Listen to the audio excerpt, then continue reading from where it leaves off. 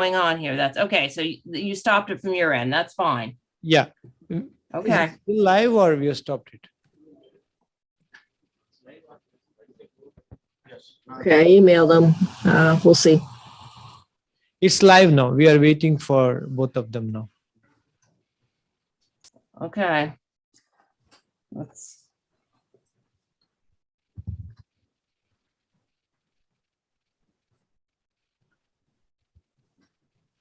I guess I can go from here. Let's give them another minute here. Hi, Pierre. Okay. Hello, good day, good evening, good morning. Good afternoon also. Good afternoon, yes. right. I tried to catch it all. I know.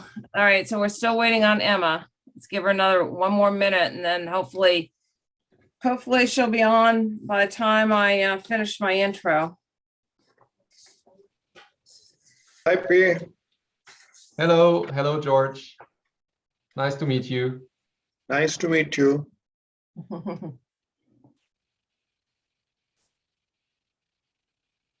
Here you have some people from Kornsberg. I told them to come.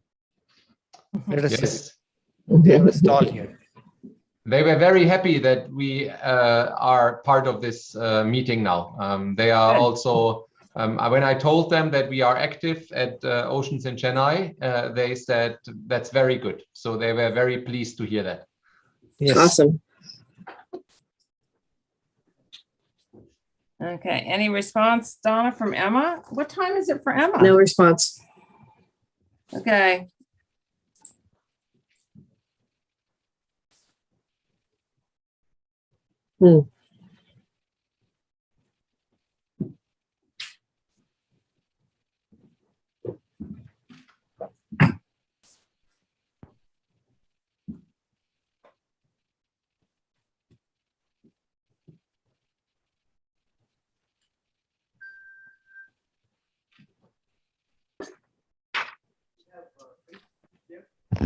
Zanka, we have Okay. Chris here from IEEOS, president of IEEOS.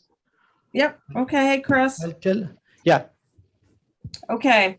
I guess, we will start, and hopefully I've got an email to Emma, and if AV support can be watching out to see if Emma, HESLOP, Halsup, if she shows up as a guest, can you make her a panelist? Yeah, we'll take care. Okay. Are we starting? Yes, we can start 2:30. Okay. Okay. Well, good morning, good afternoon, good evening. My name is Zdenka Willis. I am the president of the Marine Technology Society, and we really appreciate you joining us for this town hall. It is a co-sponsored town hall with the Global Ocean Observing System and the Marine Technology Society to introduce our concept of our industry dialogue series.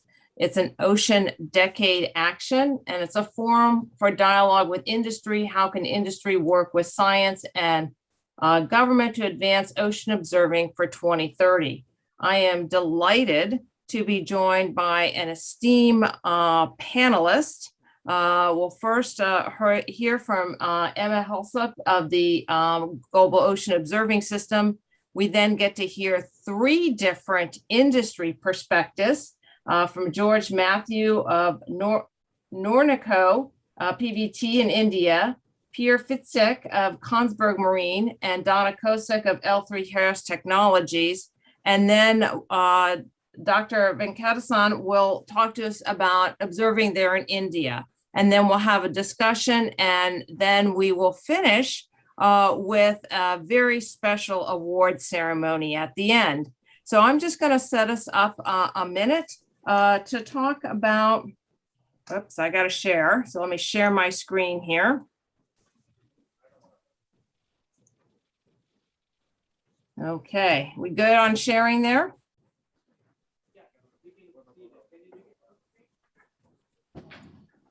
Okay, can you all see my screen? Yes. Okay, Yeah. great, thank you. It's not So as you full see- screen. We've got multiple slides, though. Multiple slides up. Okay. 2. All right, let me stop sharing here. Hold on. A little bit of technical difficulty. Oh, that's, Zdenka, All we right. had the presenters mode. So if you do it again, you can switch presenters mode to normal presentation mode.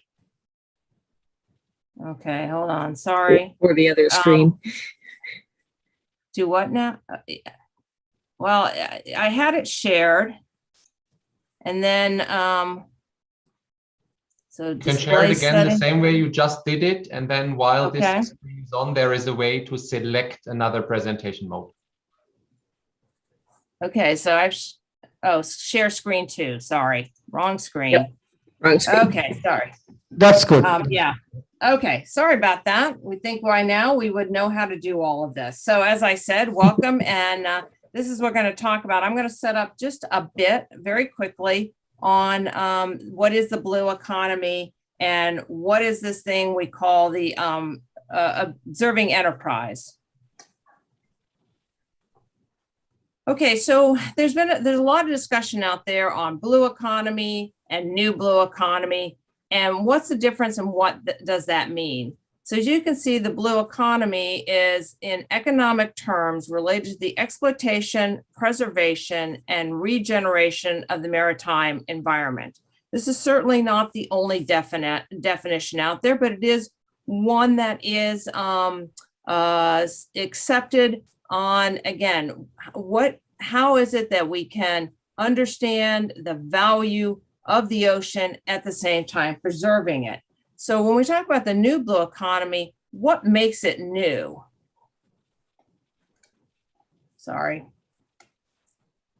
So when we look at the new blue economy, you know, it is not a scientific activity, or some of it is, you know, that's some of the discussion out there, but it is certainly informed by society. You know, the ocean is not an extractive resource. It needs to be a sustainable resource. We need to improve and generate new data services and technologies.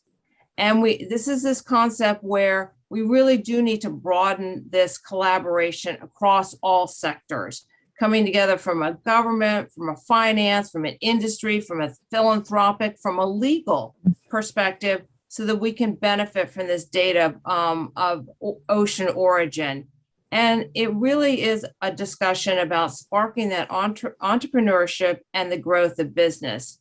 And we want to open pathways for employment to support the economy and increase diversity. And, you know, the gentleman who has really started this concept and discussion of the new blue economy, not to take away from the blue economy, the traditional blue economy that's there, is Dr. Rick Spinrad, who is currently the administrator of the United States National Oceanic and Atmospheric Administration, previous past president of the Marine Technology Society. So I'll just read this quickly. The new concept of the new blue economy, as described by Dr. Richard Spinrad, is built around data, information, and knowledge of the oceans being applied to targeted products and services for many of those components of the long-standing blue economy, example, oil and gas and shipping and other fast rising needs across the sector.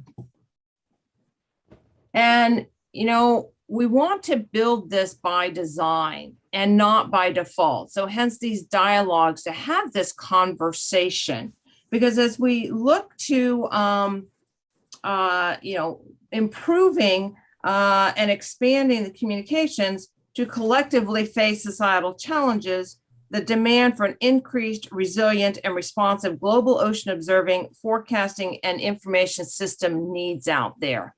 We need to be able to have a workforce to prepare alternative paths, and we do have some resources that to spark this conversation. So here's two very recent studies or resources that are there. The Ocean Enterprise, between that the NOAA and the U.S. Integrated Ocean Observing System put out 2015 to 2020, and the book Preparing the Workforce for the New Blue Economy. And I'm going to end on one more slide before I turn it over to our esteemed panelists. And that is, this is something that came out of the United States, and it's applicable here from a broad term, and we're going to drill down into what we call the ocean enterprise. But in 2019, the National Plan for Civil Earth Observations realized that there is this full Earth observation enterprise out there. And it is more than just the governments or the academic sector or the commercial sector, the not-for-profit and our federal laboratories, and that we really, really must work together to understand how to build the next generation, in our case of the global ocean observing system. You know, there are new commercial ocean observing services that are there, and we need to find ways and opportunities to exploit and integrate with the scientific and the government, national government, and the industry sector. But there are certainly both great opportunities, but there are some questions or challenges that we do need to understand as we move forward. Now, Emma, I don't think has had a chance to join us yet, so I'm going to quickly move through her slides. I'm not going to be able to brief them. I'm hoping that she will join us soon. So I'm going to then introduce George Matthew. So let me quickly go through her slides. So I can. I'm sorry, is Emma on?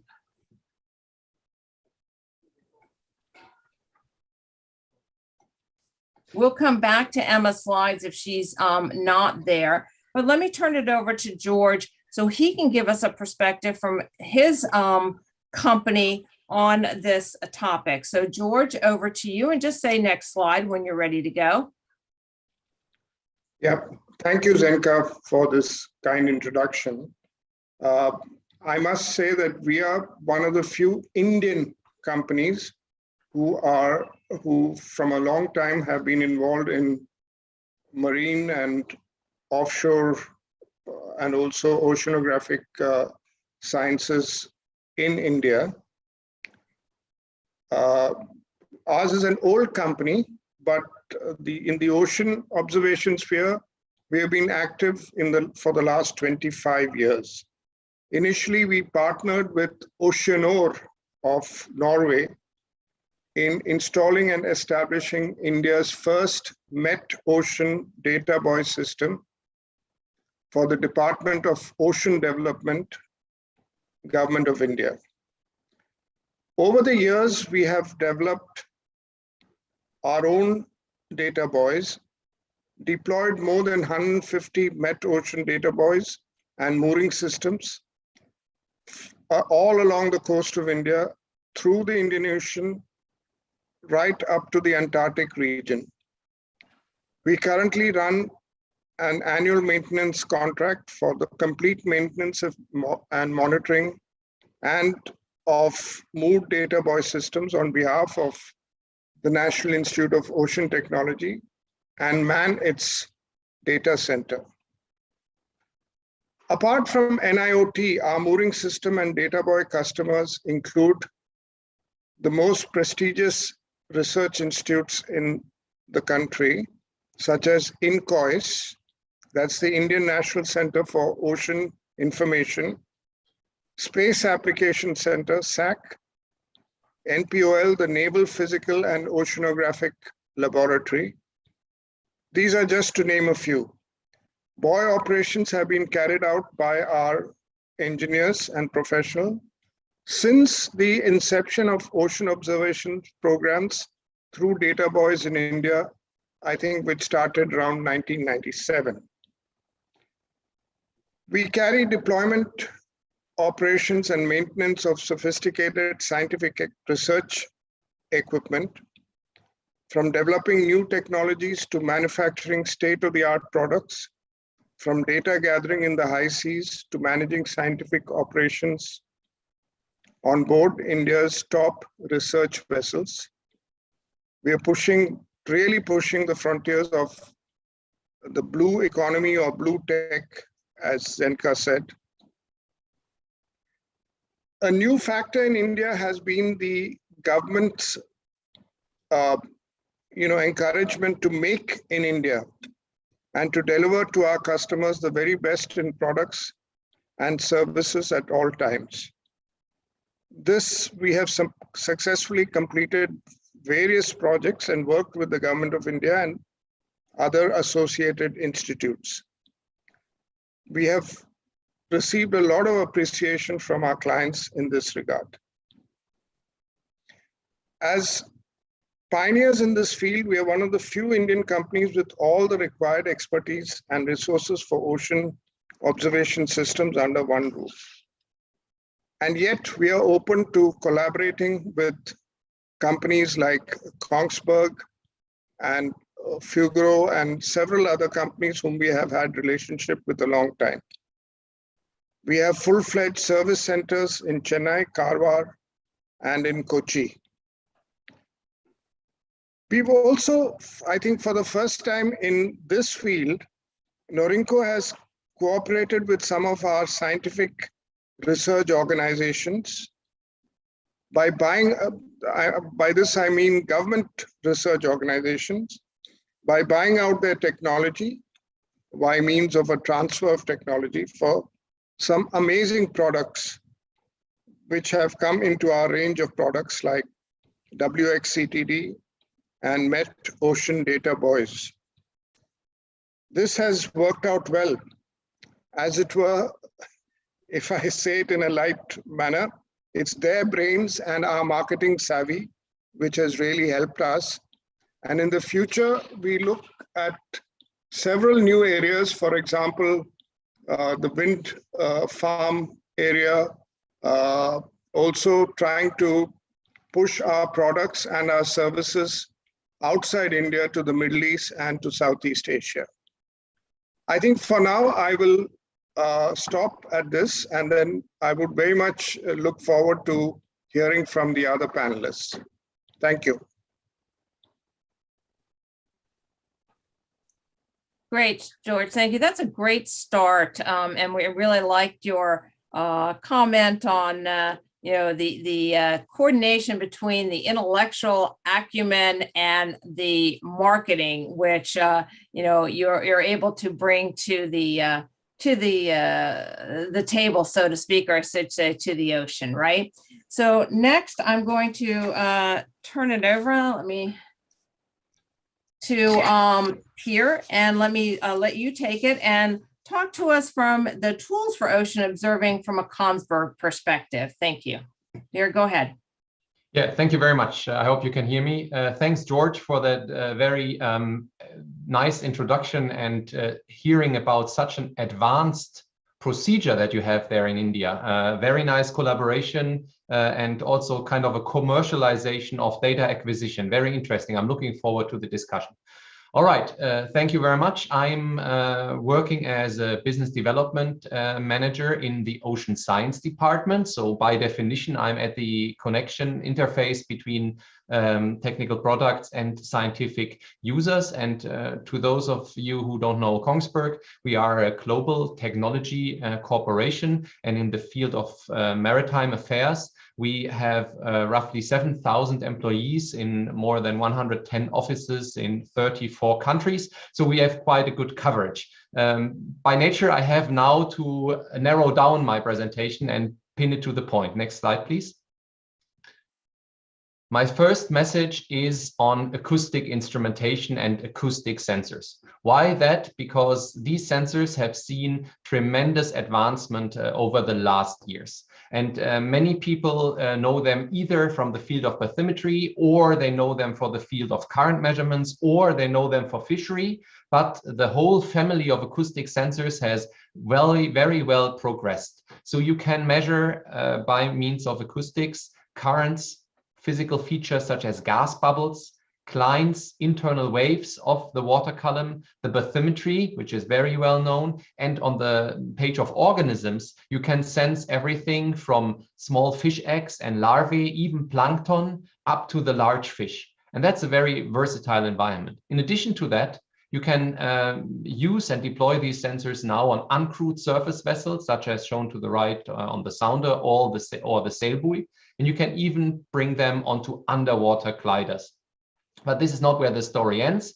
After this integration and the data collection, a lot of development has happened with respect to advanced visualizations, as you can see at the bottom in the middle, where you see a school of fish being shown in a 3D environment. And that brings me to the next slide, which shows an advanced digital ecosystem and connected vessels. So while we thought about ocean observing in the past as you need sensors and you need platforms, as part of this new blue economy concept, the digital realm and everything that relates to data becomes more and more important. And so we have also gone with the time and expanded our portfolio in this respect. And on our end, it is called Blue Insight as an ecosystem that collects, visualizes, contextualizes, analyzes, and distributes data with and from various sources to the different stakeholders. It's kind of a facilitating exercise. It's kind of a service that is now also brought into the field to help the people deal with this new amount of data and squeezing out the information from the data. And the beauty of it is that this addresses all the stakeholders. Why not use the same solution in the research realm as well as in the aquaculture environment or in the offshore renewable sector?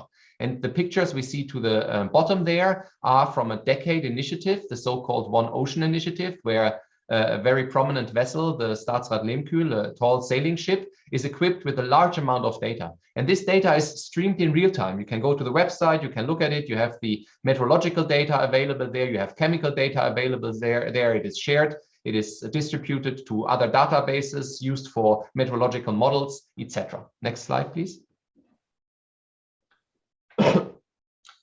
This is more of a schematic of what such a digital ecosystem can do. So to the top right, you see some of the features, automated data streams, the visualizations, etc. But what I would like to stress here, that is the different natures of the platforms that can provide the data. Single vessels, buoy solutions, whatever data goes into the cloud, it is accessible there by people either in the field or on land.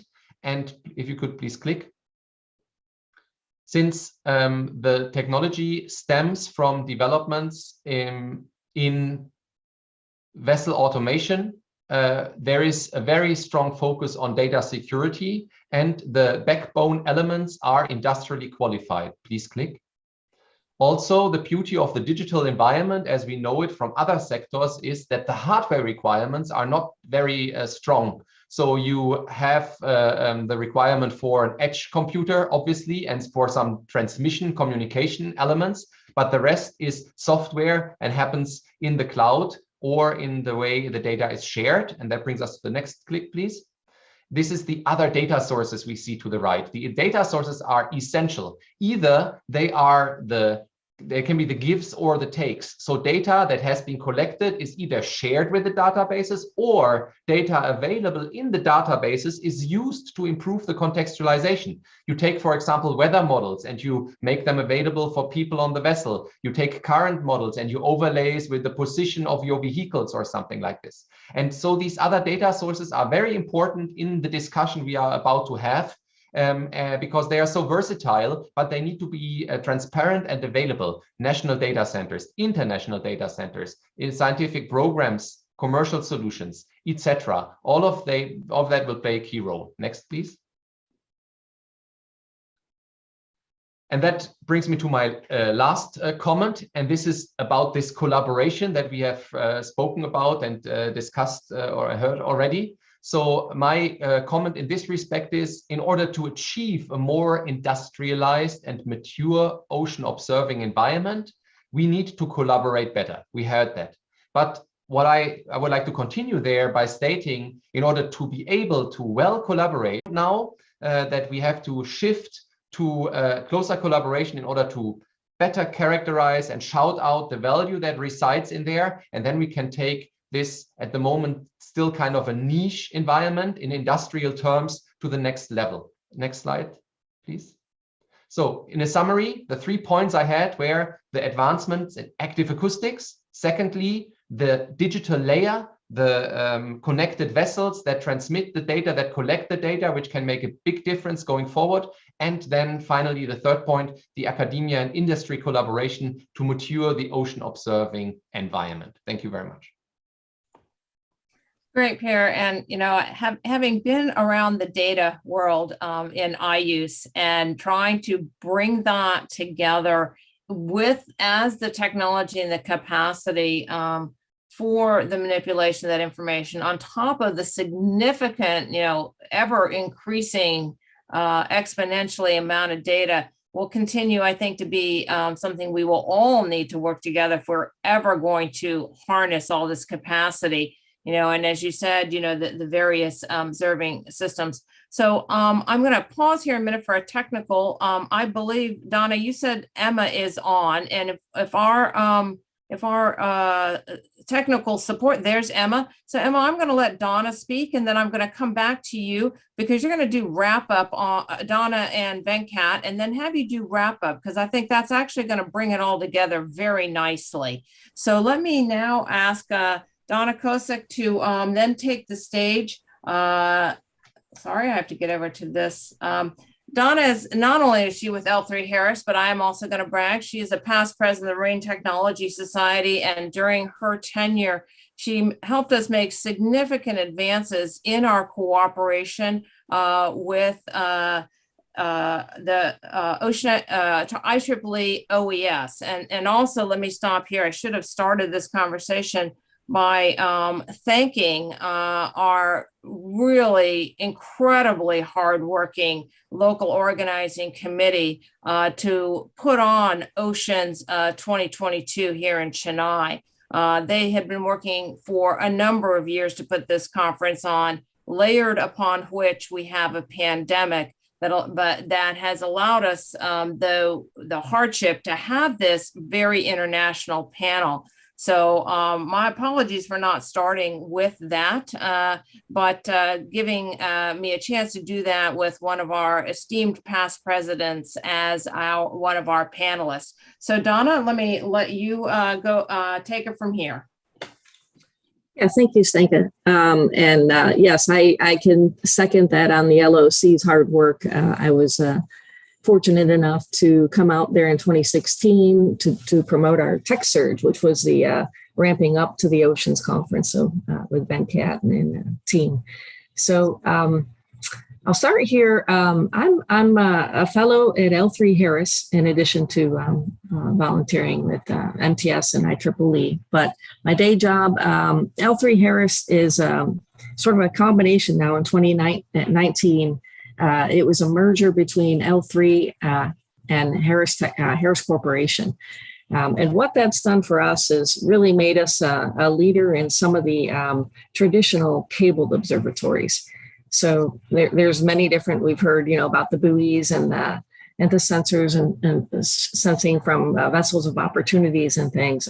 This is more, our approach is more of the traditional cabled observatories. And two examples, I show those here. So L3 was involved in the regional scale nodes, as Danka knows, the IUS NSF program that got started quite a few years ago, but was deployed in 2012 in Washington State. So you can see the nodes here. That was off the Juan de Fuca Ridge to tie up to Neptune, Canada, who's really been leading observatories in the northeast of the United States, but tying up for science to monitor the ridge. And these observatories are typically have large nodes on subsea cables, telecommunication cables, and monitoring station from shore. So you're all connected up with numerous ports for wetmate connectors to plug in sensors. So in addition, since RSN, L3 has been involved with a number of planning of other observatories and particularly the installation of sensors and Navy ranges. So to carrying on sort of the subsea communications cables and sensing. Where I worked at Legacy Harris, In 2010, we deployed an observatory off Cyprus. And this is called the Offshore Communications Backbone. It was for tsunami early warning and detection. There's 11 tectonic plates over in the Mediterranean. So a lot of seismic activities, which can lead to tsunamis as well. And our observatory was a little bit different. You'll see in the photos, we have the same similar nodes, and they were actually designed from a Venus observatory in Canada, taken from their design, upgraded, and then coincidentally, Venus, when they got the Oceans Network Canada got more funding, they utilized our upgraded nodes. But you'll see down here the difference. There's a large buoy, big tall buoy, couple story tall buoy with a C-band antenna in the top. So for a number of years, our system was off Cyprus, communicating data back via 4 megabits a second C-band radio. So we were able to, or satellite communications, I should say. We were able to get the data back without cabling to shore, which can have a lot of advantages. And one thing we like to boast is this is a good dual purpose. As Pierre mentioned, it's going to take a lot of collaboration between industry, science, and government to get ocean observing, underway with the new blue economy. And we were able to team up with the Oceanographic University of Cyprus and also tie this into potential oil and gas applications along the EEZs, where there's a number of new developments just off Israel and offshore Cyprus there for natural gas. So putting in the infrastructure to do the monitoring for that type of application. You can see the buoy, the buoy helped us install the system without having to go to shore, which, the permitting is actually very, very expensive. So the requirements here, we have the backbone cable. You can compare the RSN and the OCB here, 7 nodes versus 5, 250 kilometers versus about 900 kilometers. And the life, the 25-year life is a challenge. So next slide, please.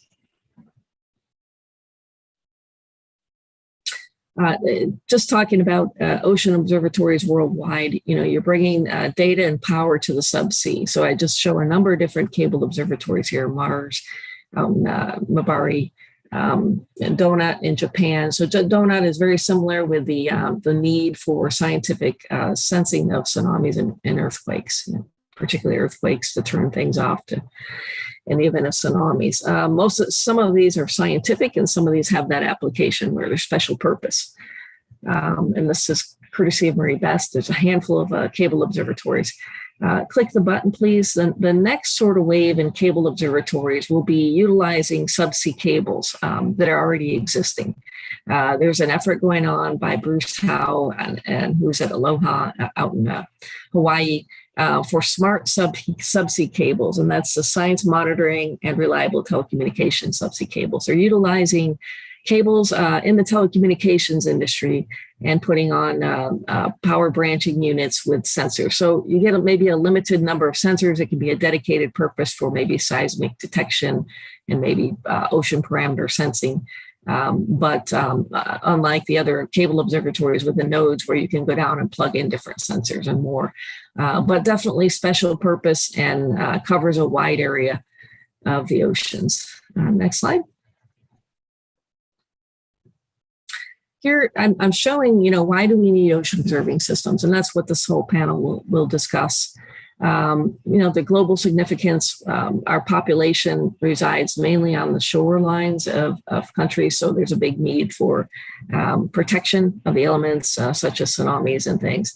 But offshore energy is common, and also commerce. And the science, is a complex system that's very involved. We need the decadal monitoring to try to understand the biology in our Earth, global warming, things like that. And there's a lot of changes that we've noted in the physics, the chemistry, and the biology, the Earth climate change, and just penguins and other mammals habitats being encroached on. So these are all references from academia, and appreciate those. But there's also the oil and gas, right? Oil and gas is an important need offshore. So what I show in the top right is a summary from IUS. The top 1 through 5 are sort of the science applications that they were targeting with OOI. And then 6, 7, 8, 9 are more the industry applications. And you'll see some of these, the infrastructure for environmental monitoring for offshore oil and gas, for instance, can make a very nice union with any kind of sensing and tsunamis and earthquakes. That's what our observatory took advantage of. And then the smart sea cables is taking advantage of the broadband communication for offshore structures, combining that with the science. So anytime you have the merger between the science and the industry applications, I think we should show some progress. Next slide, please. And I just wanted to highlight some of the efforts that the Marine Technology Society has been doing to promote ocean observing. We have an Ocean Observing Systems Committee, and from 2009 to 2017, we did annual updates on these worldwide observatories, not just cable, but all the buoy systems. And India was Venkat was a steady contributor of articles to these papers. And I just wanted to say a tribute. We have a couple different special journal issues, and a tribute to Van Bu, Submarinian, who is a rock star there, came out with me in Chennai in 2016. He'd done a great deal to help MTS and ocean observing. So we sure do miss him. And I think I'll wrap it up there. Well, I've probably overdone my time a little bit, but. No, Donna, that was great. It struck me as you were talking about, Bruce's efforts in getting the sensors on the actual cables and how long that discussion has happened, and that relationship that had to be built to get us to the stage that we are now. And that really goes to the crux, I think, of our conversation that we'll have in the dialogue of, this isn't a, just show up and it will all work together. It is going to take these dialogues. It is going to take all of that work. So I was really fascinated by that. And also, Donna is really modest in her description of the journal. She has really been a force behind this journal. And she has put together this past year, an Ocean Decade journal that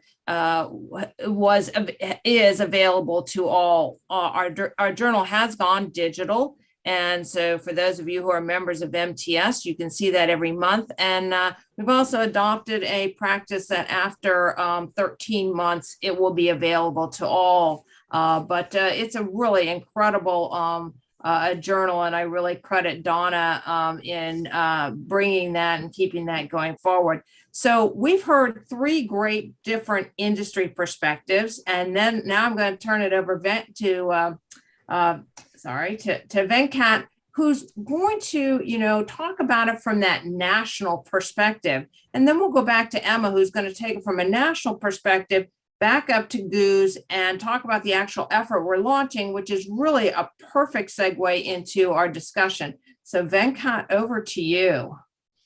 Thank you, Sanka. It's wonderful to see you all here. I'm really glad that we have accepted to have this first ever experiment of doing it. And it's nice to see a group of industrial experts as well as like us and policy or the decision maker from the UNESCO side, Emma, and joining with us. I'm very glad that I would like to start few words introduction. It was for the present people present here and for who are listening to YouTube. First of all, I welcome you all. Thank you all. Many of you have joined through YouTube and you could not come over here. And the purpose here is to bring whatever we have been discussing through a small committee. We thought we'll open up to the industry and say, and what we are talking about that.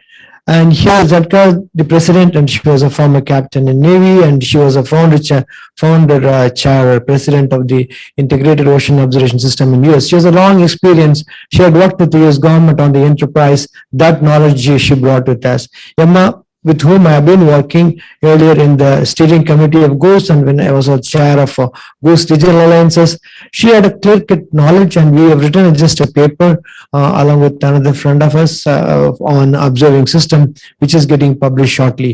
So with her expertise on the policy making, she has prepared the strategy for GOOS should come forward. And Pierre, he has a very long experience in Consberg. You can see the picture what he has shown. To visualize that picture and install it on board, we all know that how complex it is. And Mr. George Matthew, he has a very long experience. NAOT has been having more than 25 years of experience, and he has been associated with us. With his expertise, he very in a simple word he put it, and whatever we developed, he is trying to market it. That's really nice of him to talk about that. So then she had been supporting when we started the MTS India section. She was a president then. She visited here, and that time we were new, and myself and Nanda, we started it, and she came down and she supported our 2016 Tech Search. We continued. Within 2 years, we got the Best Tech Section Award. Coming back to this particular slide, this talks about 25 years of observing system, how we have grown. I'm talking only the Mood Boy. In addition to that, we have Argo floats, we have Drifter, and the shipborne observation, which I'm not focusing here. This map shows India and US collaboration, wherein about 25 Mood Boys are deployed in the ocean, and where we jointly share the experience and expertise in the platform. We sail together and maintain the systems at sea.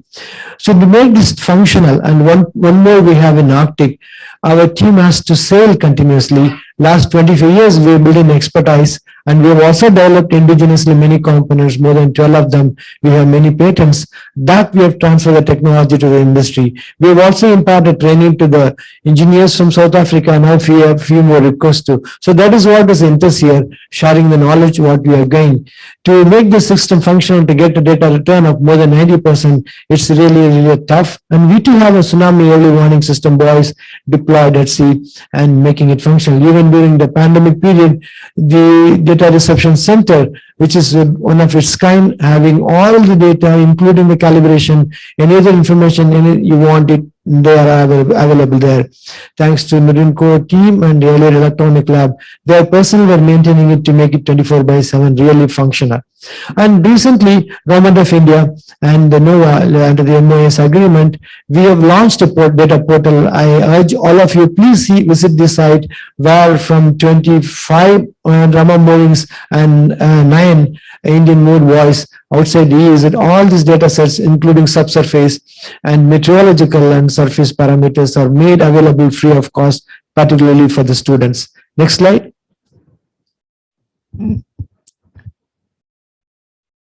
You have to click once more. Yeah, this is to show you how this is serving to the society. Whatever we are doing it has to work on a particular time. When you talk about the cyclone warning, these systems are deployed at sea. Out of 6 parameters required for the cyclone track and the landfall, 3 of them are coming from the ocean. And we too monitor that. And you know very well, last 2 years, we have been having in the month of March, pre-monsoon, 2 cyclones, one in Arabian Sea and Bay of Bengal. I can talk in length to say nutshell, Arabian Sea and Bay of Bengal differs, even though we are abutting to the coast of India. One is having systematic monsoonal events, and another one in Bay of Bengal, due to the stratification, having a freshwater influx from the Ganges Brahmaputra, we have a low pressure formation leading to the rain. So these 2 distinct parameters are to be monitored. The cyclone formation were monitored by this system. More than 40 different cyclones are monitored, and the ratio of cyclone between Bay of Bengal and Arabian Sea is 4:1. So in these conditions, the system has to work, where the wind speed can exceed more than 200 kilometers per hour. I'm glad to say that we were able to provide. That has helped Indian Meteorology Department to have a perfect landfall. That has helped the local authorities to evacuate the people. The losses are not less than, single digit compared to before the establishment of network. Way back in 1997, we had more than 1 lakh people died. This is what is important of sustaining the observation, which the GOOS has been always promoting. That this picture shows you that how difficult, how complex it is to make the system functional, how we are happy that the technology or the science is reaching the society. Next slide. all these systems have got a subsurface measurement. That particular picture shows about World Meteorological Organization appreciating our Ministry of Earth Sciences and showing this importance, because we not only provide for the country, we provide this forecast for the region, and they were all helped by maintaining such a systems. And this has produced large number of scientific interest and publications, because still we have not understood how the stratification, how the cyclone formation is taking place. But using this mode by having a subsurface measurement and for long-term for climate prediction, this is really very nice to see. And in particular, the census provided by the industry, they were all performing very well, and that has helped this scientific community to study about this the underwater upper in our region. Next slide. This is to show about how we are using the existing platform. Even though we have this observatory, it's not covered in many parts of the world. Now, there is recently a project launched called Odyssey by Ocean Ops under the GOOS program, and this One Ocean Summit was launched by the Honorable President of France. And I was invited to talk about one of our recent interests, to use these fishing vessels to have a system by which we can measure, we call NWP model. For the NWP model, the meteorological system would require a simple wind speed, wind direction, pressure, and surface temperature. If this information is provided, that helps for the improvement of the prediction and other aspects. So any of these incremental data is always useful to us. So we have developed this simple system. I wish the industry present here look for a sensing technology. That's what we are looking for it. The days to come, the observation will expand, but the cost what we are investing is slightly high. Many countries are reluctant to work on it. When we develop a low-cost system, which is again the quality-wise good, we will be able to use. This picture depicts that, and we too have data and ready to be called as a FE boss. Next slide. Then the last slide on the right side, there is a vision. You have a mode buoy. Today we are transferring the data from the fishing vessel to the buoy. Tomorrow this buoy system could be used to transfer the data to the fishermen, because they don't have the satellite facility.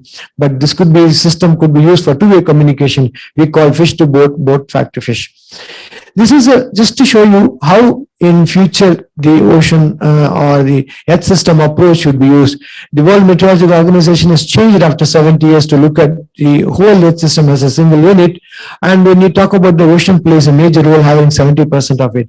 I'm part of the team, I'm a member of the Infocom, which is the highest body nominated by the Government of India, wherein we are discussing how ocean and the atmosphere are the Earth's interaction linking to the water as well as a cryo can we bring together.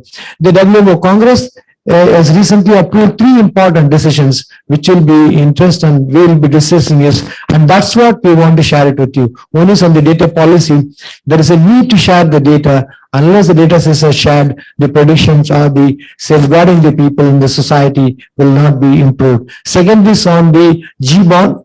Currently, it is approved for the land. Definitely, we are moving forward, and a small group of the ocean community in the WMO, we are working together to work for the G-bond for the ocean. If that is being approved by the Congress, there are more observatories to be deployed by the various countries. Definitely, there is a need for the industry to work together. Not the single country or the nation will be able to do. This will be a group of industries who need to work and make the system. Currently, there are many volunteers, NGOs working on it, and they are all contributing to the collecting the data. We need your thinking, and the data sets what is available need to be used. We need even the AI system or the advanced computing facility requirement as the days to goes together. We know that the satellite observation has got limitation, even though it covers spatially, the penetration on the water is not even 75 centimeter. Next is to do all these things. There is another important requirement of funding facility. That's what SOFT talks about. And these 3 decisions will really pave the way for sustaining or improving the network or the density of the network, where I wish the industry would play a major role. Thank you very much. Thanks a lot for the patient listening. Right. Thank you, Venkat. You know, your example of even still today to understand that basic stratification and how that impacts storm, tracks and intensity. I know we had something very similar, between hurricanes Irene and Sandy on the East Coast of the United States. So it really does bring that home that as advanced as we have gotten, we still have those research questions out there. So I look forward to that discussion. So I'm going to do a quick, hopefully, let's see if I can, I'm going to get back to Emma, who's actually, while we had her going first, I think it's actually better. She's going to be able to wrap us up and lead us into our discussion. So let me quickly get back to the start of her slides. Okay, Emma, let's talk about the global ocean observing. We've had the industry, we've had some industry perspectives, we've had the India example. So bring us home from a global perspective.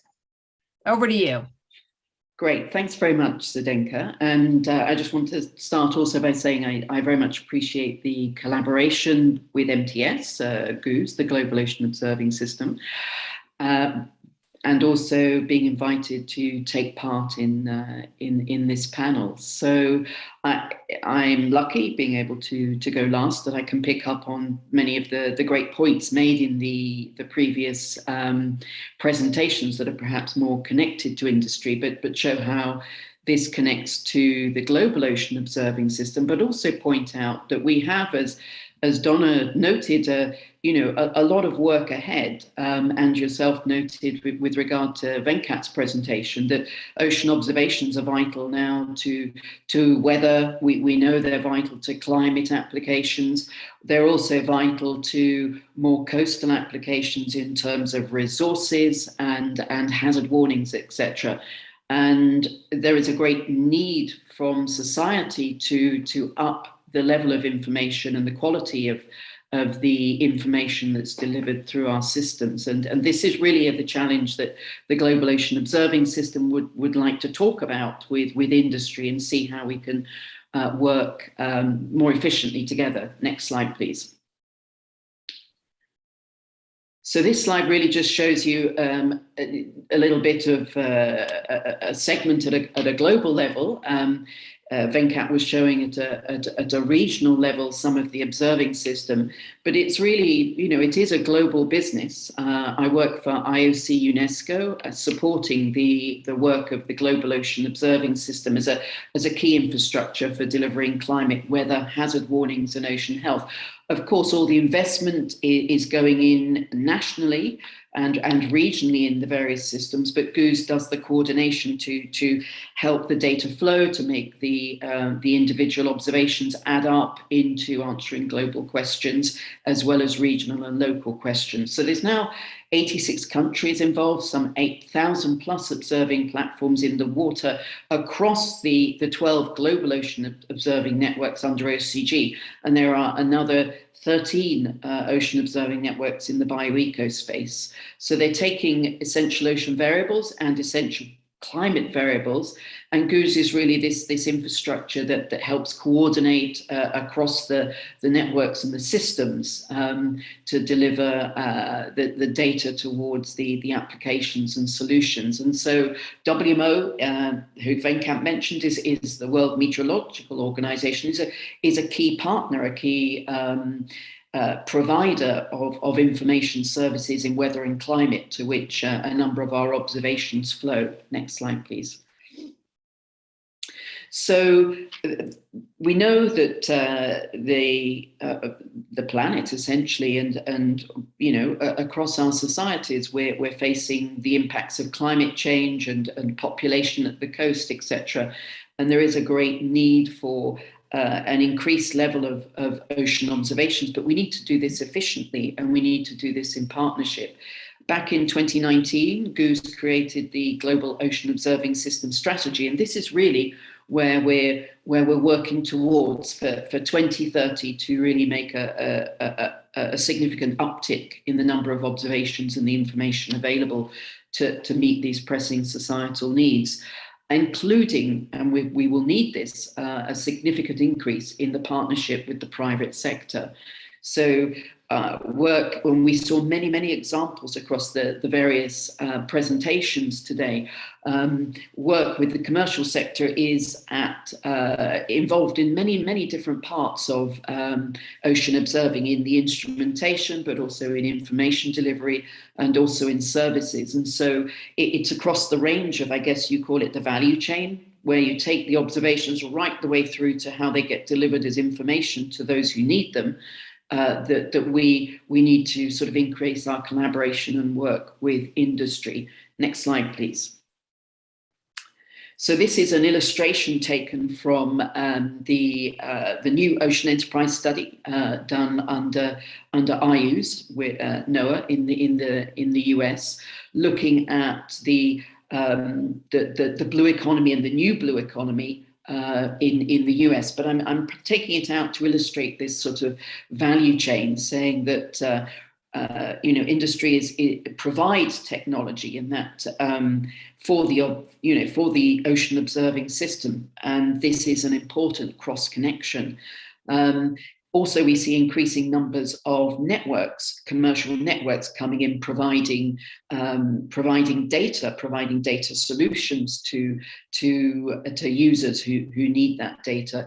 We also have various intermediaries in terms of modeling and various groups that will be transforming that information. Sorry, the ocean data into information that can be used by the end users. And of course, industry are also end users. Gas and oil, wind farms, aquaculture, their action within industry. We get reporting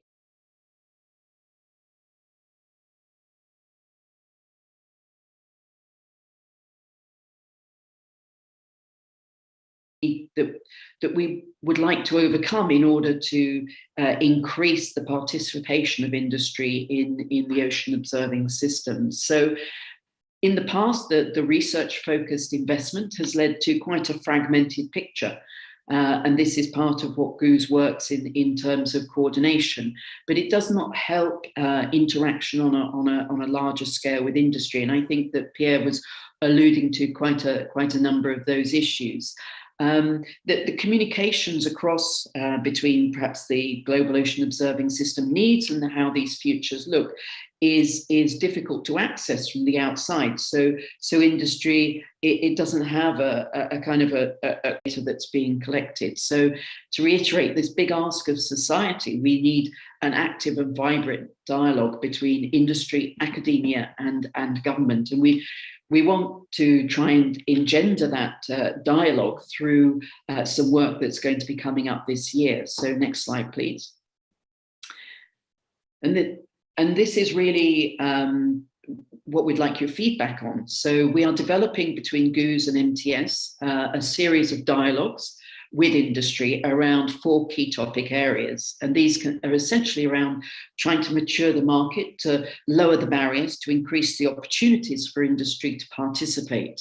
So we're going to look at the supply and development of instruments and sensors, how we would integrate new technologies and business models, ocean information and service delivery, and new technology for the next decade, for the ocean decade. So across that, you'll see that's crossing this sort of value chain. And this is work that GOOS and MTS will work to adopt the outcomes of this. The aim is to have a series of dialogues and recommendations, and then we will work on utilizing these within the system. So next slide, please.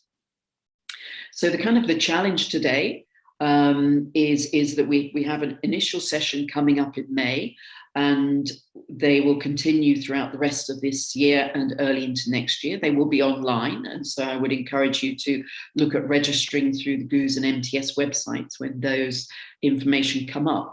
But today we would like input on the key questions across all these areas. What are the big barriers to industry involvement? What do you experience in working with the Global Ocean Observing System across all of these areas? And so with that, I'll throw it back to the panel chair and hopefully be hearing from the audience. Thank you.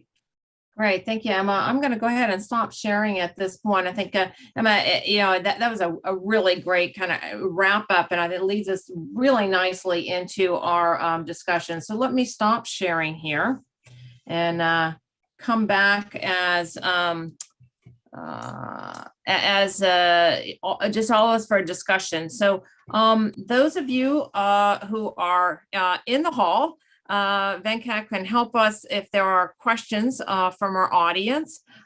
We can use the Q&A part of Zoom. If you're on Zoom, I think there's folks on YouTube. We might have some folks monitoring that. And so we'll orchestrate this as we can. We have about 20 minutes for discussion, and then we're going to end up with a very nice small award ceremony. So I'm going to pick up where Emma left off.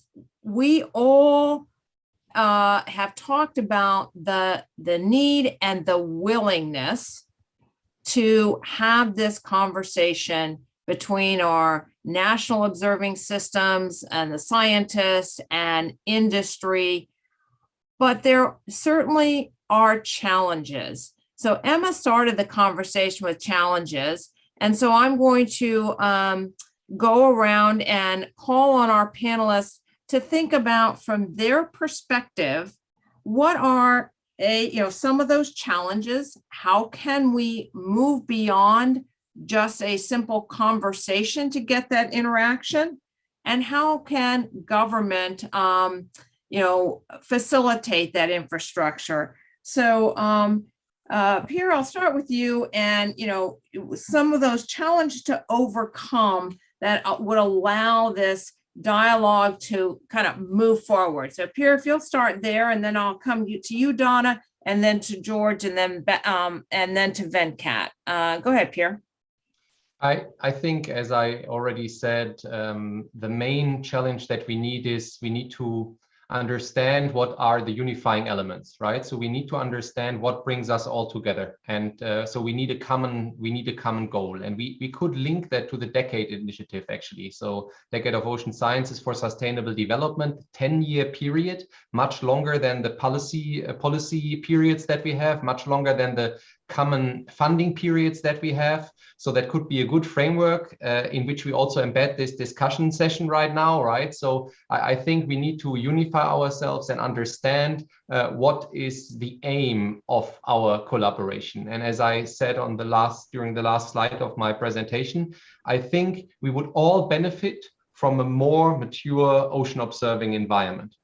So if we do not have to turn around every coin 3 times, if we have the majority of the people understand what the true value of high quality weather forecasts is, if the people understand and value that a large amount of all the goods, all the furniture, all the tools you are using, your electronics, etc., has traveled and was transported with vessels, then if we go in this direction, a lot has changed. And besides the scientifics, the science side, the academia side, and besides the industry, etc., I think also this ocean literacy element is very crucial. So the education in this respect to generate more awareness for the aquatic environment and emphasizing what role it plays in the global circular processes is very, very important in order to get there. So it's a comprehensive change that we are actually aiming at, with a result of working in a different environment. All of the initiatives are there. We talk about best practices, we talk about data sharing, we talk about the FAIR principles. So I think we got the right momentum everywhere, but it's just that we need to get a different background on our stage, right? If you understand what I mean. I think we all got the right thinking, we got the right ambitions, we got the right communication, motivation, and everything is just great. We just need to all agree that we need to change the background in which we are working and align on the ambitions of lifting this to a more mature level. Right. And Donna, I want to throw it to you next, but because you've worked in that kind of dual industry ocean science, nexus. So can you talk to us? You talked very nicely about the opportunities. What are some of the challenges as a company that you're working with those national agencies that have the acronym and the bureaucracy? How do you overcome some of that? Yeah, thank you, Stinga. And I do agree with a lot of what Pierre had mentioned. I think as far as challenges go, though, the two biggest ones for an industry, especially a corporation as large as L3 Harris and some of the bigger players, is the financial, who is going to pay for what, and of course the proprietary data. When you're working even with oil and gas, a lot of their data is proprietary, so sharing that data can be a lot of challenges. That's why, as I mentioned, I think it's good to try to find the dual use applications where industry and science can both benefit from the infrastructure, which is so expensive to put in the larger systems, and benefit from the data. And there's a lot of data processing. I think that's where the small startups and can come in, because they've got a lot of the good new ideas, but they don't have the financial backing to sometimes get involved in these larger developments. But from the innovation and data management, which is key perspectives, they can come in and bring some novelty. So I think that's the joint use is important. Great. And George, you have been certainly in that commercial world, and you're working with governments. How can government encourage the private sector in working together better? And what's, from your perspective, how can government be a bit more helpful? Yeah, I think the government is helpful. In India, actually, most of our clients are government research organizations. And I think we have to change this, as I think Donna said, and Emma also said, that it's time that some of the private companies who could use this information moves a little forward. As far as I can see, in India at least, the private companies like oil and gas industry and aquaculture, they look at using ocean information as a matter of compliance, not as a matter of that it would be something of value to them. I think that is one important thing, to change the mindset of the potential clients as to the usefulness of such information, say in aquaculture, or if they're in the oil and gas business, or the nascent wind farm industry now. I think they have to understand that it is of some value for them. Secondly, I think the government should, at least in India, a lot of the companies involved in such activities belong to the so-called MSME sector, that is the medium and small scale industries. And for them, finance is a major thing, because some of the equipment that you buy to put together a system is fairly expensive, and funding is very important. But we see signs of improvement, especially in the Indian Research Institute's tendering system. In the last few years, we've seen that there's a new concept of tendering where they ask for QCBS, which means quality and cost-based selection, which means that the emphasis is not anymore on the lowest price bid, but it is a combination of quality that you can provide along with the price.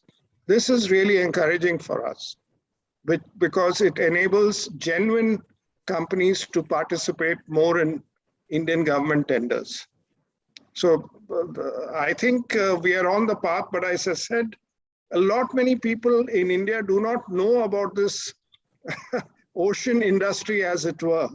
And I think more people should know about it, and the important role companies like us and the research institutes play in India. Great. Thank you, George. And before I go to Venkat, two things that you mentioned. One is, how do we change those acquisition mechanisms? I harken back to the United States, and if an industry wants to do business with the US government, they have to understand the acquisition mechanisms for each individual agency, national agency they want to work with, because it's different. And so but I think that realization and what India has done is, what are those other types of acquisition tools, procurement tools that we can put in place to streamline? I think that's a real important conversation. And your second conversation, one of the resources I talked about and the graphic that Emma talked about, it comes from the Ocean Enterprise Study that happens to be the US study. And same thing, the way the industry is categorized, that marine enterprise or that ocean enterprise is hidden in the commerce statistics. So the United States study was modeled after an effort that the UK did under Ralph Rayner. And then what has followed is a Canadian study.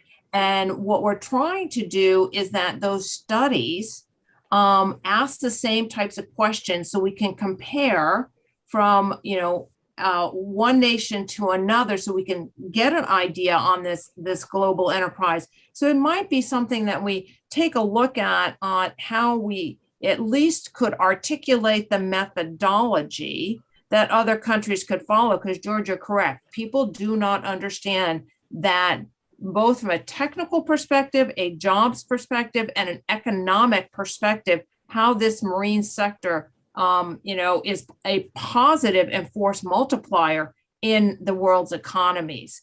So Venkat, let me turn it to you. You're a national agency.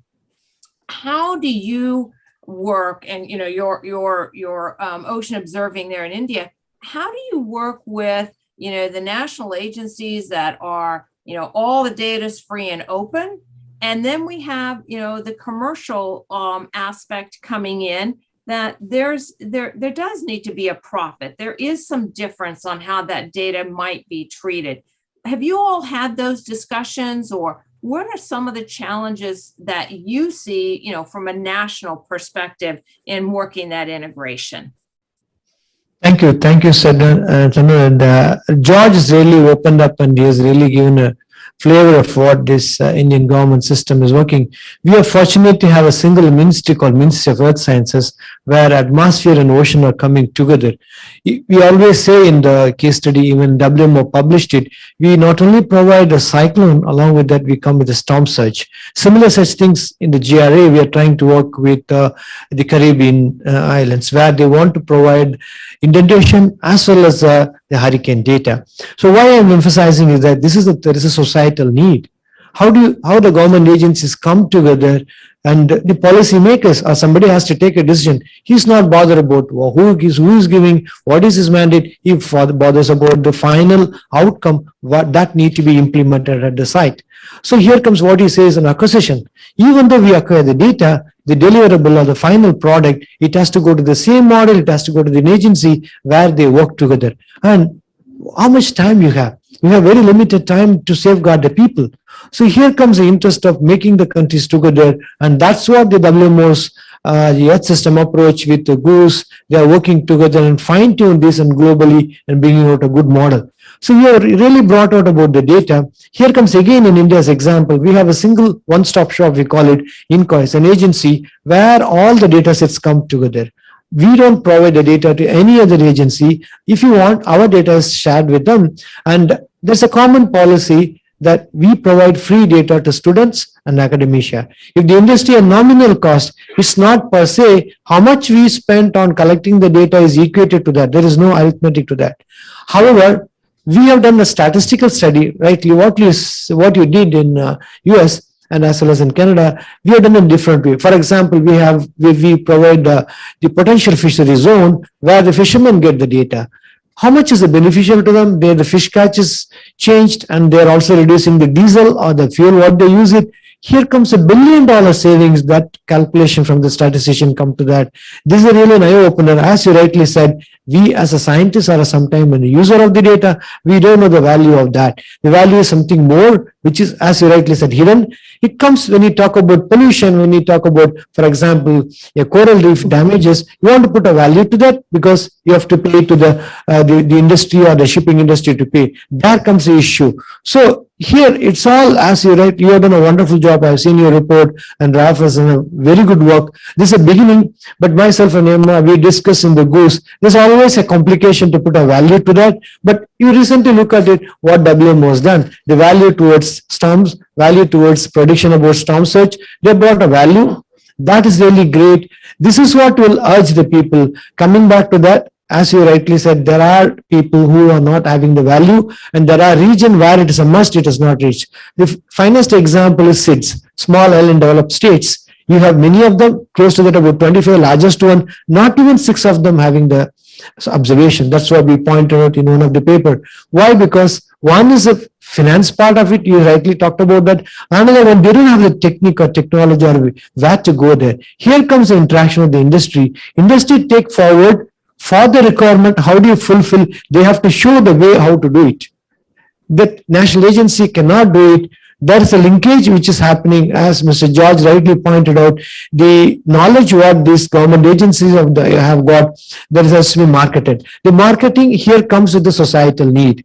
So there has to be a blend to that. When these things work together, industry is also benefited, as well as the society is also benefited. They are deprived of these important data collection. And as a whole, when you talk about 2100 climate change, these data sets are a must, and this has to be evolved in due course with the support of industry. Thank you.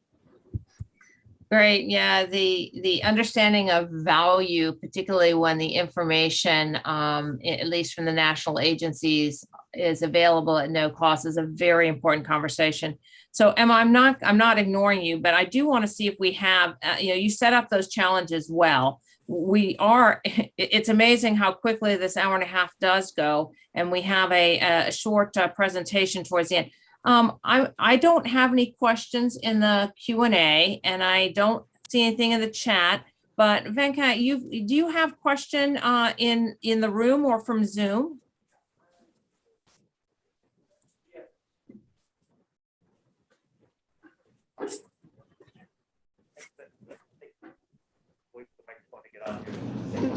Switched on. It's on. Go ahead. Yep. Yes.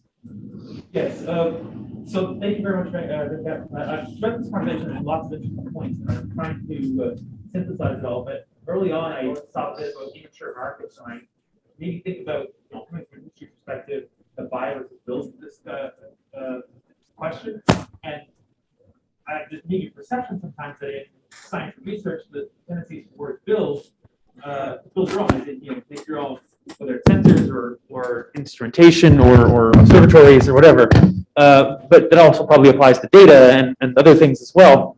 But then I suppose from a policy perspective, maybe there's a inclination, like see limitations the other way, that if you just buy it, you don't develop the capacity and the expertise. So I was wondering if the panelists want to talk a little bit about the buy versus build trade-off.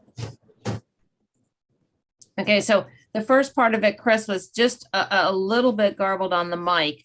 So let's make sure that, so I just wanted to see what your panelists had to say on the buy versus build discussion, because coming from an industry perspective, there's a perception that science and research tends to want to build their own, as in ignore industry and just duplicate effort and build your own sensor or observatory or whatever. And this sort of might also apply even to data and observations. But then I think you got the second part about the not building capacity, right? Got it. Okay, great. And so Emma, you come from kind of both worlds. How about if you start us off on this from a GOOS perspective, and then I'll ask our other panelists who will want to jump in on this. Emma. So I probably don't have a silver bullet type answer. As Zdenka mentioned, this is oceanography is my second career in ocean observing. I started out in the IT industry, in sales and marketing in the IT industry. And so I kind of have an industry perspective and a perspective from working in science. When I'm approaching these industry dialogues and the needs of, expanding the global ocean observing system, I look at it with a broad perspective, and I'm seeing that, you know, it can't just be the responsibility of research funding. This is never going to get us to where society needs us to be. We need many different actors. I think a lot of significant innovation comes from industry, and it can often move faster in terms of mobilizing and creating services and new technology. So, you know, I can see the benefits of both sides, whereas on the, you know, the science side, there is sort of, you know, significant expertise, and there's a vision for the future that perhaps goes sometimes beyond where industry is. So how do we find a symbiotic relationship? And I guess this is, at least in part, what the industry dialogues are hoping to do, is to have the conversations which, you know, panelists have been talking about today, about where these lie in terms of, you know, build versus purchase, I guess. I do think that if we look at it as a global ocean observing system market, and we look at increasing the flow of information, but the right sort of information, and we need to identify what that is, we can mature the market, and so that the playing field for competition for services and these areas is perhaps more open, and there is also a greater capacity for people to take advantage of that, because, you know, instead of it being one small contract, it in fact is a contract, you know, that would be for observations that could take on a global perspective. But it's very difficult to see this sort of thing within the observing system as it is today, because it's really quite fragmented. So I'm keen on, you know, looking at increasing the flow of information. This is one of the points, and also, you know, the kind of points that George brought up around best practice in procurement, and what does that look like globally, and can we learn from that, so that we increase the I guess the level of a level playing field for these goods and services, so that the best option wins, not one or the other. Does that make sense? Great. Thank you, Emma. I'm going to open it up very quickly to the other panelists. You all have about, 45 seconds to either respond to Chris's question or provide kind of a summary, because I do need to do this final presentation of some really important certificates. So, Pierre, you're next. We have one or two questions. Maybe one question you can adjust. Yes, sir. Can you have one question? Yes, sir. Actually, this in the GOOS, in the Global Ocean Observation Systems, regarding the cabled observatory or the seabed systems, do you think the collaboration between industry, academia, and government institutions, like how essential is this? Can you just put some lights on it? If all the stakeholders join hands together, how it moves off? So I think if we understand the question is, you know, how is the global observing system making this intersection happen? Is that the question? Exactly. How all the three stakeholders can contribute to the GOOS. Okay. I think all of our presenters are part of GOOS. So we'll do that as the wrap up by all the presenters, and Emma, I'll have you go last. So Pierre, if you can, talk about, the buy, build, and that integration to GOOS, and we'll go around and kind of that final wrap up here. It's a great way to end the question. So Pierre, then Donna, then George, and then Venkat, and Emma, you'll have the last word. Go ahead, Pierre. Yeah, thank you very much. I think these two questions that we just had from the audience really nicely highlight that there is need to discussion with a very targeted approach and achieving good discussion, because we sometimes during big shows have meetings like this, but we need to have that in a continuous fashion. And I cannot give a concrete answer to both of the questions directly. However, I want to throw in some other buzzwords which really resonate with what they have just said, and which really show that we need to discuss that more. And this is this edge from how long is something scientific, and by when does it become operational? right? So as soon as things are operational and just eat up scientific resources, why not outsource this and give that to a company to do this in a industrial fashion with competition on lowering the price, etc., etc. Then science has more time to develop procedures, talk about which parameters to measure, how to measure it, at what quality, etc., etc. And then there is a lot of room for innovation, and the innovation can nicely come from science as well as from the SMEs, as we have just heard. The big companies can do this industrialization step, but the small companies are needed for new approaches, for innovation, for bringing in new ideas, etc., etc. So there is enough of the cake for everyone. We just need to make sure that we split that properly. And yeah, I think this is the main message. Great. Donna. Yeah, I do agree. More awareness is needed. Organizations like MTS and GOOS with these panel sessions, Consortium of Ocean Leadership, even the National Test Ban Treaty have provided data out there. But it's going to take industry and academia and government to work together. One thing we noticed in University of Washington with the RSN, John Delaney had the idea way back, 20, 30 years ago now, but it took time and took funding, of course, but the time it took and it involved industry. Industry was needed for the big infrastructure. I think the things that we're going to see in the future, like charging stations, all the new technology, that is going to bring together the cable observatories and the mobile observatories. That's a lot of that innovation is going to come from either transition from the DoD to the science, or from smaller companies that are innovating. And innovation is key, and they can do the innovation and bring that technology in. So that's what I'm thinking. Right. Thank you, George. More to go. Mm-hmm. George, your final perspectives. Yeah. I was just thinking, as Donna just said, awareness is the key.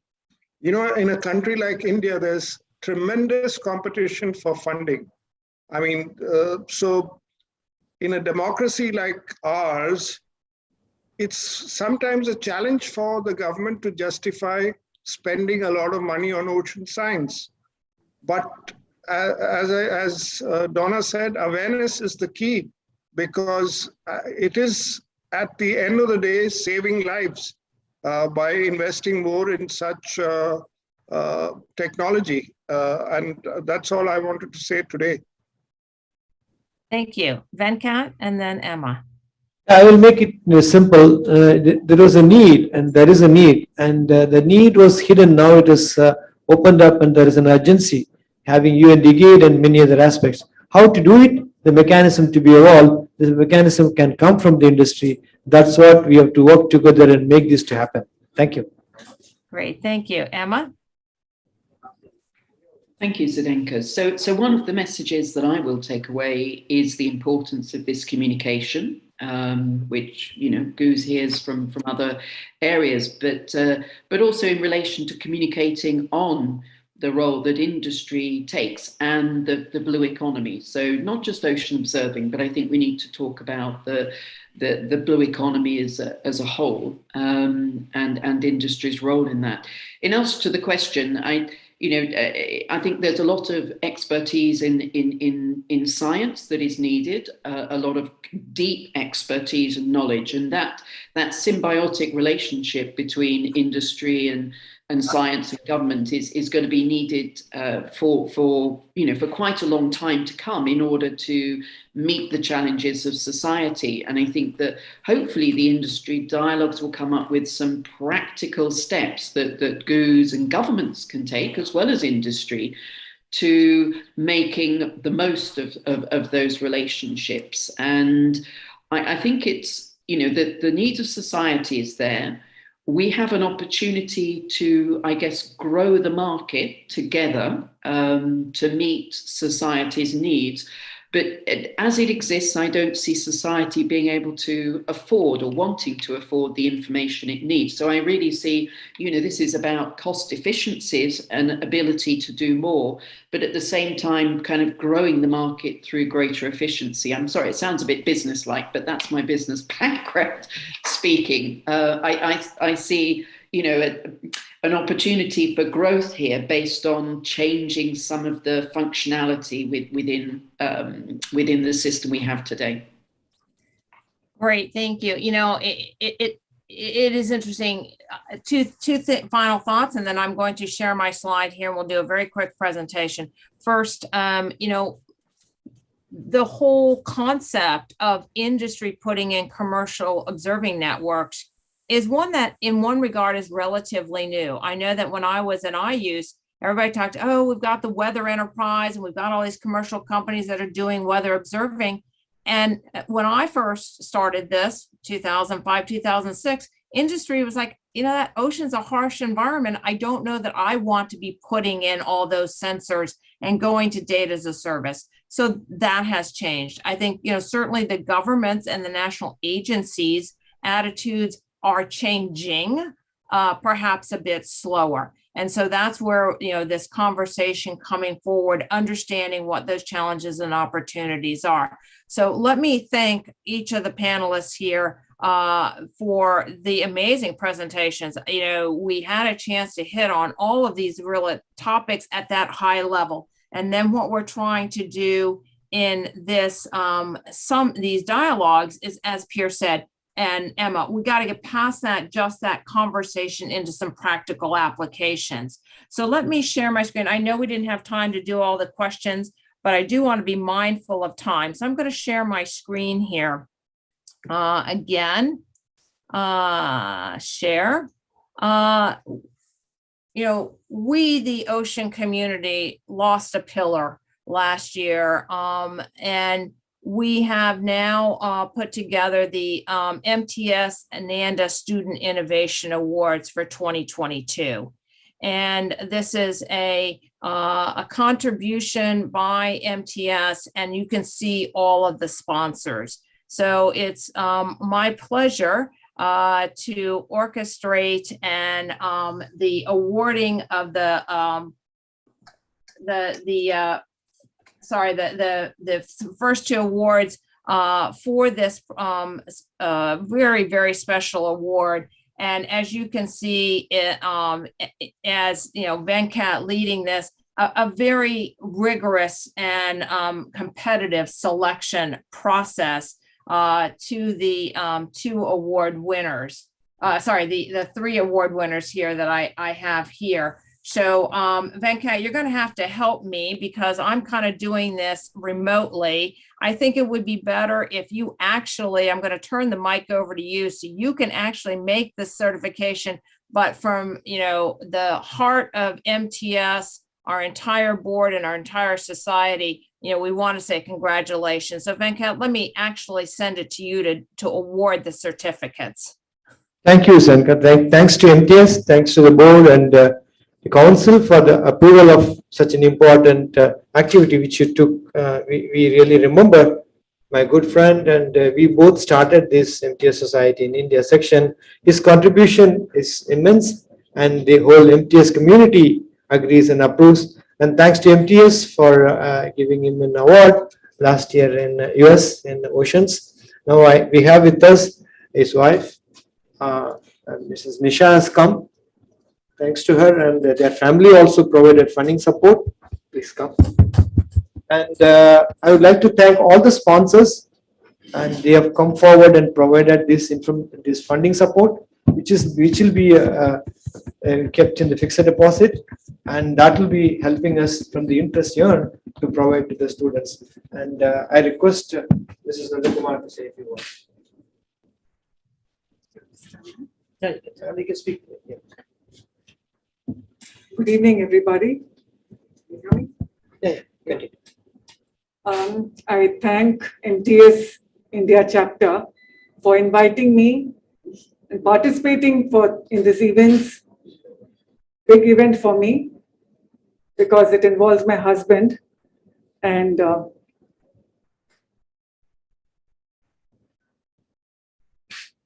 it's a great pride for me to give this award to the winners.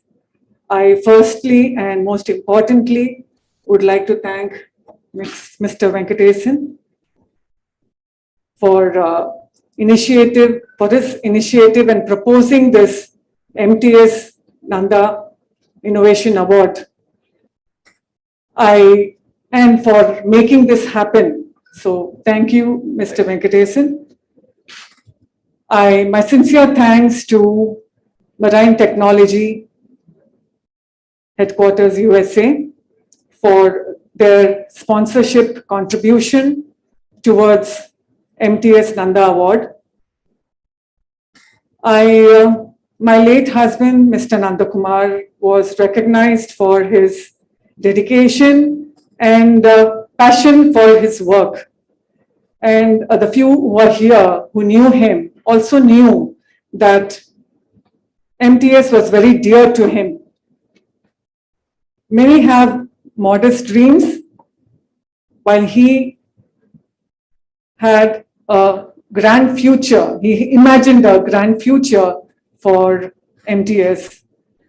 I would take this opportunity to encourage more students to participate in Marine Technology Society, to join more students to join the society and to contribute to the scientific community. Finally, and I would like to conclude by extending my best wishes to MTS India chapter. Thank you. I request you to remain here to give the award. And we also thank our sponsors, Sonadyne International from UK, Inmarsat from UK, and Aries from Chennai, and the Electronic Lab, their family, and Marine Technology Society headquarters, and a well-wisher. They all have supported this. And thanks to the jury committee, we have been very frank and open in the selection process. We have gone all over India, and thanks to Amanda and Monica, they have advertised it widely. And we received many applications. From that we scrutinized. We have both undergrad and postgrad, because Nanda has been always talking that we should build these students and make them to have an innovation. That's why this idea stuck to us. Thanks to Mr. Arulmurthy, my colleague, who took the effort to evaluating and interacting with the students, and they took a long time and evaluating and finally concluding the winners. The third prize goes to Ms. Shreya. She's from Sairam College of Engineering. I think she is not from Chennai. She has come from Bangalore. I am sure that she must be watching this, and virtually I request her to give this award, and maybe just show it to that. Maybe she will be watching, and Congratulations to Shreya.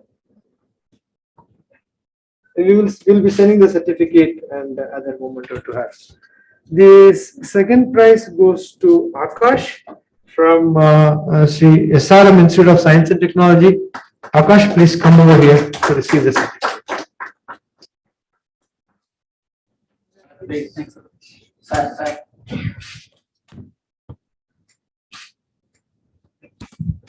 Good luck, Akash.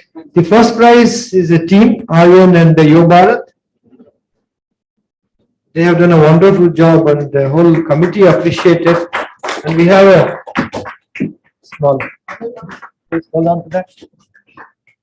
We have the certificate also. Okay, let's see.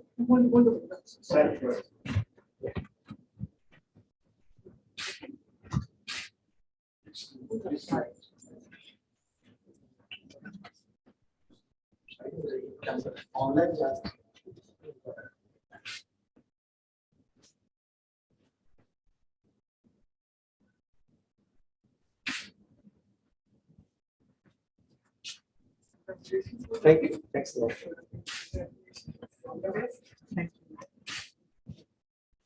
Thank you, Mrs. Nisha, for coming over here and honoring this occasion.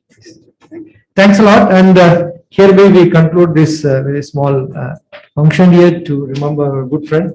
I request Natya to conclude. And as a vote of thanks on behalf of the LOC, I thank all the panelists and all the attendees here, and all who are all watching over YouTube and in real. And we thank all of them. It's really an eye-opener for us how we all can interact with the industry and bring out a deliverable to the society. The final goal is it should reach the society. And thanks to all the panelists and other members of this GOOS MTS committee who could not be with us. And we will continue. I'm sure that we'll be led by Zanka and Emma to proceed in the right direction to have a conclusion. Thank you very much. Great. Thank you all and have a great rest of the conference. And what a congratulations to our winners and our sincere thoughts and condolences to the family, and you will always be in our hearts. So take care all, and we're going to sign out now. Bye-bye. Thanks a lot. Bye-bye. Thanks, Zanka. Thank you, Mr. George and Pierre. Yeah, Donna and Emma. Thank you. Bye-bye. Thank you very much. Bye, Venkat. Thanks, George. Thank you. Bye. Thank you. Bye.